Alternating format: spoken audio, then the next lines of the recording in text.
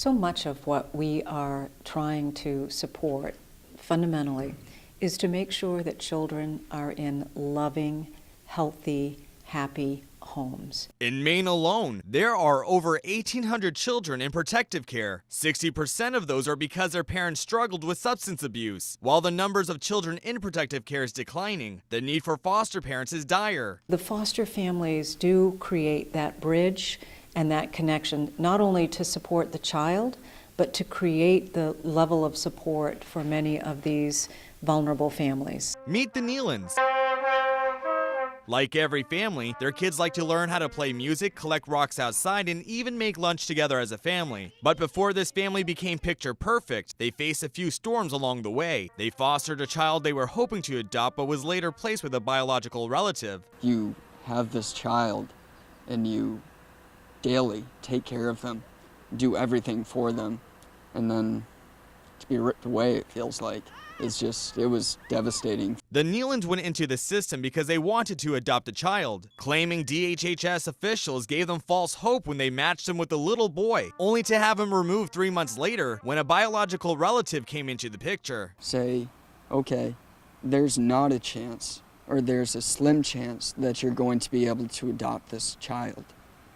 Not say, okay, all the family's out of the picture. It became a nightmare for the family. The child was removed from the home after authorities determined it should be placed with that biological family member. Our job is to, when appropriate, reunify children with their parents. When that is not possible, we absolutely want to be working with foster families who are interested in adopting. With an empty crib, pictures, and leftover clothes, all that's left is a broken heart. It's like a grieving process. And just takes time, and time does not necessarily heal all wounds.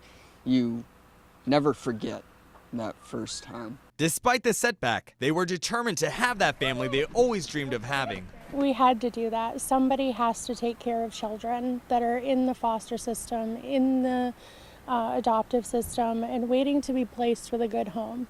Somebody has to do something. A year later, after adopting in Florida, they are now the parents of 4 siblings. We were lucky that we were chosen to be their parents. They had the opportunity to say no, and they didn't. So we're the lucky ones. For families like the Nealons, Dad, you can give me donuts. Dad, you made a mess. it's a lack of resources and communications that discourages them. They feel there's just not enough support or rights for foster parents. The department always needs to be evaluating how we do our work.